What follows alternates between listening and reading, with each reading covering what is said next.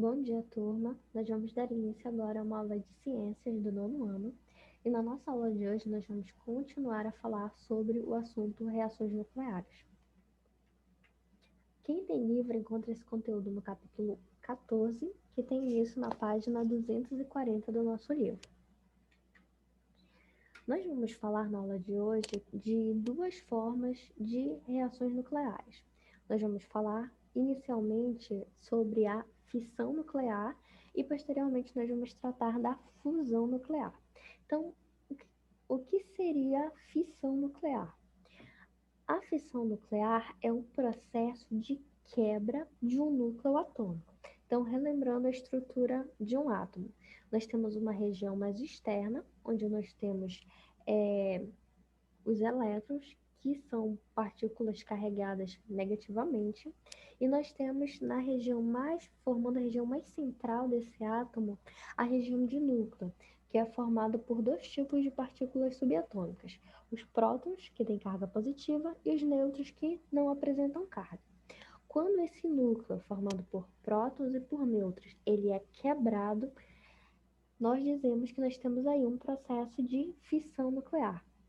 Lembrem que as reações nucleares, elas são processos que acontecem envolvendo um núcleo de um átomo. A eletrosfera não aparece aqui na história, só o núcleo. É nesse núcleo, então, que nós vamos ter esses tipos de reações. Esses eventos vão acontecer a nível de núcleo do átomo.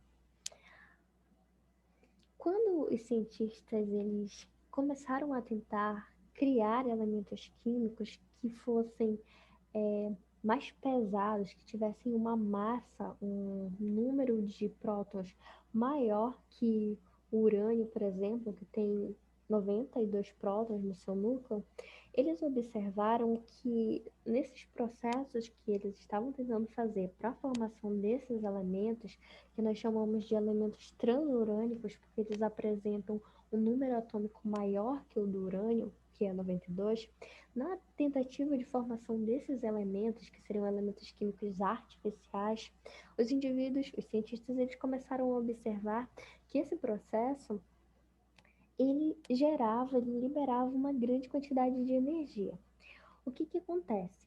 Quando nós temos um núcleo de um átomo, como por exemplo o núcleo do urânio, que apresenta um número de prótons de 92, então ele tem 92 prótons aqui, e ele tem um número de massa de 235. Lembre que o número de massa é a soma do número de prótons mais o número de nêutrons.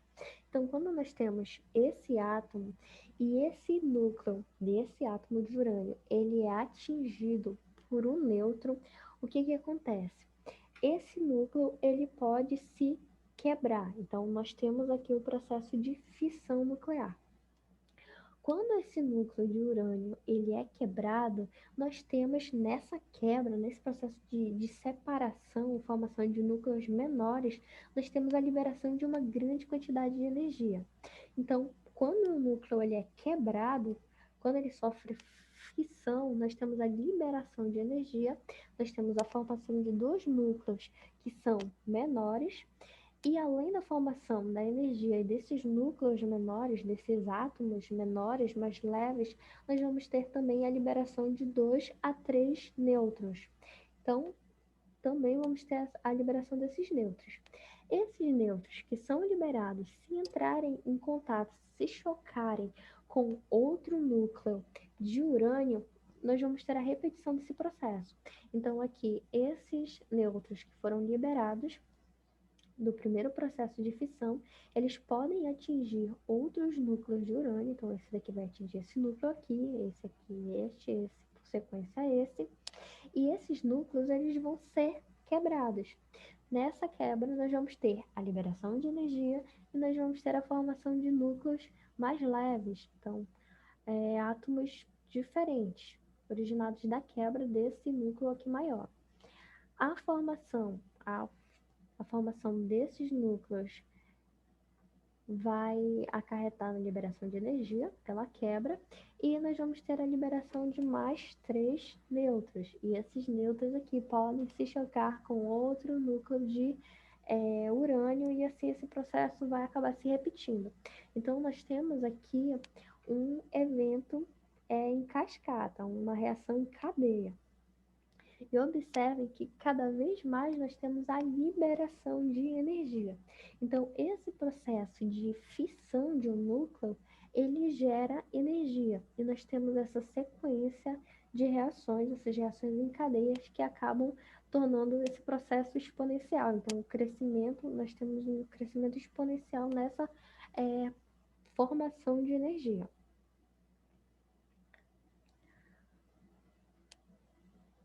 O processo de fissão nuclear, ele já é bem conhecido e bem utilizado pelo ser humano. Então, por exemplo, esse processo de fissão nuclear foi a base para a formação das primeiras armas de destruição em massa que o ser humano conseguiu formar. Esse processo de fissão nuclear, ele é a base para ele foi a base para o processo de formação das primeiras bombas atômicas. Então, dentro de uma bomba atômica, o que nós temos é esse processo de fissão de núcleo.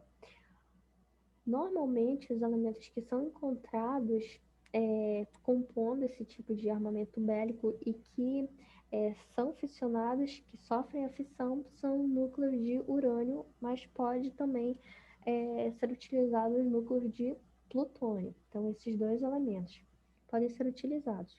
Então, nós temos no interior de uma bomba atômica acontecendo processo, no momento que ela é acionada, esse processo de fissão nuclear, que vai gerando uma reação em cadeia e nós temos a liberação de uma quantidade muito grande de energia. Nós tivemos a utilização desse tipo de armamento durante a Segunda Guerra Mundial. Então, os Estados Unidos, acabou acionando, liberando 2 bombas atômicas que foram direcionadas para 2 cidades japonesas, a cidade de Hiroshima e a cidade de Nagasaki. Então, no processo de detonamento dessas bombas, houve então uma grande liberação de energia. Com esse processo de liberação de energia, nós tivemos também a liberação de radiação, então radiação alfa, beta, gama, que nós já vimos na aula anterior, e as cidades elas foram completamente destruídas. As pessoas que não morreram diretamente com o impacto da detonação das bombas, elas acabaram sofrendo consequências como queimaduras na pele por conta da explosão, acabaram posteriormente tendo problemas como câncer, desenvolvendo diferentes tipos de câncer, vários tipos de câncer, tudo isso por conta da carga de radiação a que elas foram expostas. Então, esse princípio da fissão nuclear foi o princípio utilizado na constituição das bombas atômicas. Mas a fissão nuclear ela pode ser utilizada para bem mais coisas do que construir armas de destruição em massa. A fissão nuclear, hoje em dia, é bastante utilizada para produção de energia elétrica. Então, um fim bem mais nobre. Nós temos, com a liberação, com a quebra desses núcleos, a liberação de uma grande quantidade de energia. Então, essa energia, se esse processo de fissão ele se der de uma forma controlada, nós não temos uma explosão que possa destruir uma cidade, mas nós temos uma explosão controlada que dentro de um reator ele pode ser aproveitado para a produção de energia elétrica. E é exatamente o que nós temos nas usinas nucleares. Esse processo de fissão ele acontece e essa energia que é liberada no processo de quebra dos núcleos, essa energia é aproveitada para para acabar sendo transformada em energia elétrica. No Brasil, nós temos usinas nucleares. As usinas de Angra dos Reis são um exemplo. Mas na nossa matriz energética, a energia nuclear ela não é tão importante, não é tão abundante quanto outras formas de energia, como a energia hídrica, por exemplo, que compõe lá grande parte da nossa matriz energética. Mas em outros países onde esse recurso hídrico não é tão abundante quanto o que nós temos no nosso país, A energia proveniente das usinas nucleares, elas compõem grande parte da matriz energética de determinados países. A França, por exemplo, a produção de energia, grande parte da energia utilizada na França vem desse processo de fissão que acontece nas usinas nucleares. Nós temos vantagens e desvantagens com relação a esse tipo de energia, energia então obtida do processo de fissão nuclear. Uma das vantagens é que nós não temos a liberação de gases do efeito estufa. Então, é diferente do que nós temos na queima de combustíveis fósseis, como o carvão mineral, como o petróleo, nós não vamos ter liberação de gases que contribuem para o efeito estufa, CO2, por exemplo.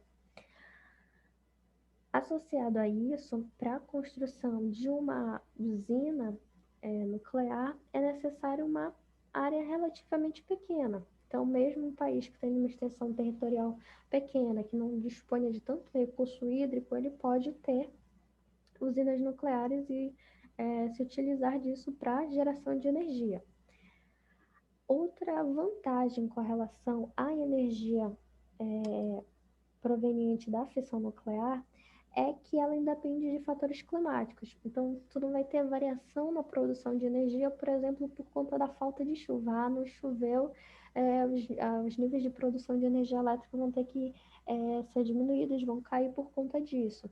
Ah, nós não temos vento suficiente, a produção de energia vai ter que ser reduzida. Não, esses fatores climáticos eles não vão influenciar na produção dessa energia.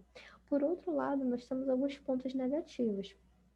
Quando o material utilizado nesse processo de fissão, que normalmente é o urânio,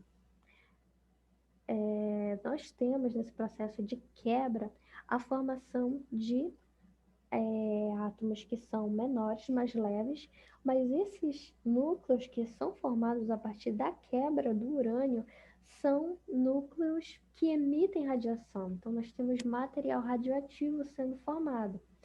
E esse material ele tem que ser estocado em algum lugar. Você não pode pegar aquele material e deixar ele exposto no ambiente, porque você pode causar uma série de desastres naquele ambiente, tanto a nível ambiental, para plantas, para animais, quanto para o ser humano que passe por aquela região. Então, tem que ter todo um local adequado para o depósito desse lixo nuclear.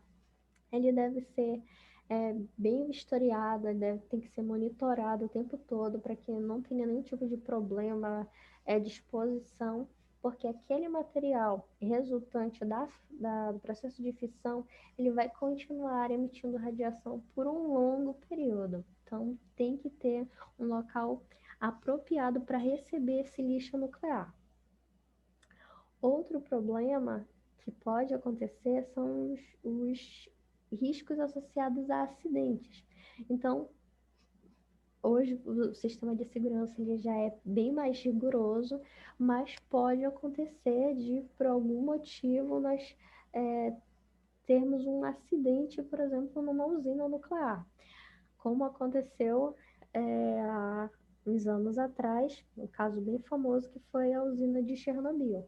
Então, esse risco ele acaba existindo.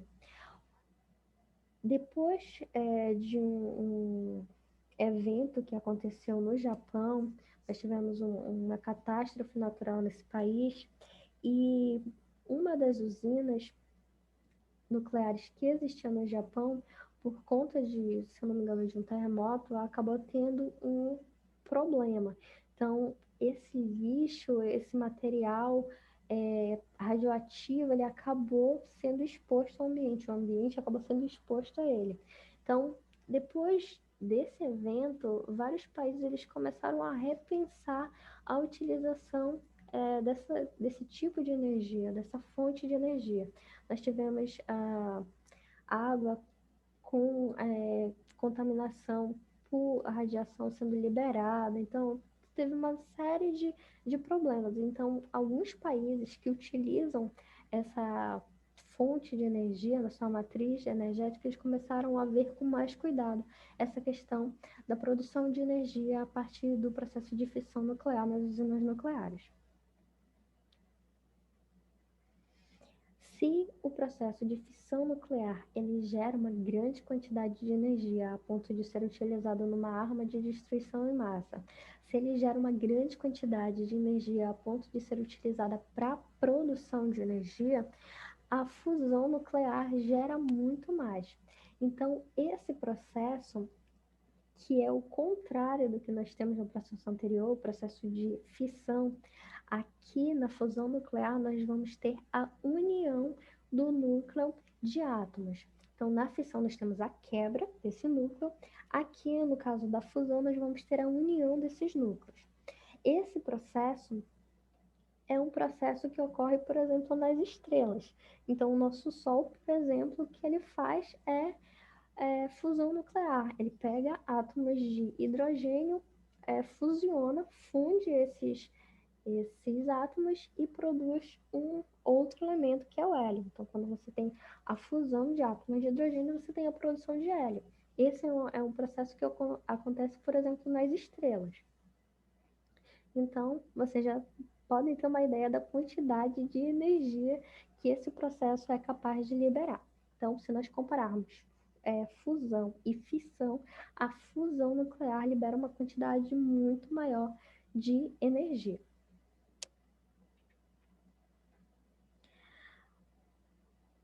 Um dos desafios, talvez um dos maiores desafios da ciência hoje, seja realizar aqui no nosso planetinha o processo de fusão nuclear controlado. Então, imagina que existem cientistas que tentam desenvolver mecanismos para que nós possamos fazer aqui na Terra fusão nuclear. Então, pegar átomos de elementos diferentes e fusionar, fundir, juntar esses átomos. Isso, claro, iria liberar uma quantidade muito grande de energia e o objetivo é fazer essa fusão de uma maneira controlada para que essa energia ela possa ser aproveitada. Para que esse processo se realize, tem-se que isótopos de hidrogênio eles sejam fusionados para produção então de hélio. Então, nesse processo de fusão, nesse processo de união desses núcleos de hidrogênio, nós teríamos então a liberação de energia e a produção de hélio. Para quem pensa que, deixa eu ver, para quem pensa que esse projeto talvez seja ambicioso demais, ou seja, algo que nunca venha a ser realizado, nós temos hoje vários países unidos para a construção do que seria um reator de fusão nuclear. Então, existem países investindo bilhões e bilhões de dólares para que esse projeto ele acabe se concretizando. Além dessa união de países que estão investindo, que estão fornecendo mão de obra, cientistas, material, dinheiro para que esse projeto ele saia do papel, nós temos países que trabalham de forma individual, tentando fazer com que esse projeto ele aconteça. Nós temos, por exemplo, o Japão, nesse projeto de construção de um reator que funcione à base de fusão nuclear. Nós temos Estados Unidos, nós temos França, nós temos Reino Unido. Então, todos esses países estão trabalhando para que, no futuro, talvez não muito distante, possa ser utilizado a produção de energia ela possa ocorrer a partir do processo de fusão nuclear. O que nós já temos é a produção de bombas que funcionam à base desse processo de fusão nuclear. Então, nós ainda não temos um reator que funcione à base de fusão nuclear. Então, nós não temos ainda a produção de energia à base de fusão nuclear. Mas nós já temos, infelizmente, uma bomba que funciona à base de fusão nuclear. É uma bomba chamada de bomba H ou bomba de hidrogênio. E essa bomba, ela funciona com o princípio de unir isótopos de hidrogênio. Para que nós tenhamos a fusão desses isótopos de hidrogênio, é necessária uma quantidade muito grande de energia, é necessária uma quantidade muito grande de calor. Então, você imagina que você tem um núcleo carregado positivamente, já que nós temos prótons, e nós temos um outro núcleo que também é carregado positivamente. E você tem que aproximar esses núcleos a ponto de fazer com que eles se unam. Lembre-se que quando nós temos cargas de sinais iguais, essas cargas elas tendem a se repelir. Então, positivo e positivo tendem a se afastar. Então, é necessário uma força muito grande, uma energia muito grande para vencer essa força de repulsão e fazer com que esses núcleos eles se unam. E para que isso aconteça, essa energia aconteça, nós precisamos de uma temperatura e uma pressão muito alta. O Sol ele consegue fazer isso por conta da sua massa. Então, acaba pressionando esses átomos até que eles acabem se chocando e os seus núcleos eles acabem se unindo. Como isso é feito nas bombas de hidrogênio? Já existem, inclusive já foram até testadas aqui no nosso planeta. Para que nós tenhamos essas temperaturas altíssimas, a ponto de fazer com que os átomos, os núcleos dos átomos de hidrogênio se juntem, é realizado processos sucessivos de fissão nuclear. Então, a fissão nuclear é quem vai dar a energia suficiente, vai prover as temperaturas altíssimas para que esse processo de fusão aconteça. Então, quando nós temos, por exemplo, uma bomba de hidrogênio, para ela ser acionada, primeiro nós temos processos de fissão nuclear. Esses processos de fissão nuclear vão aumentar a temperatura até o ponto em que os isótopos de hidrogênio vão ter condições de se unirem, de se fusionarem. Então, nós teremos a fusão nuclear. Essas bombas, elas já existem e elas já foram testadas. Se eu não me engano, nós tivemos 2 testes já com bombas de hidrogênio. Até então, elas não foram usadas em nenhum tipo de guerra, mas elas já existem, ok? Bem, gente, por hoje é só e até a nossa próxima aula.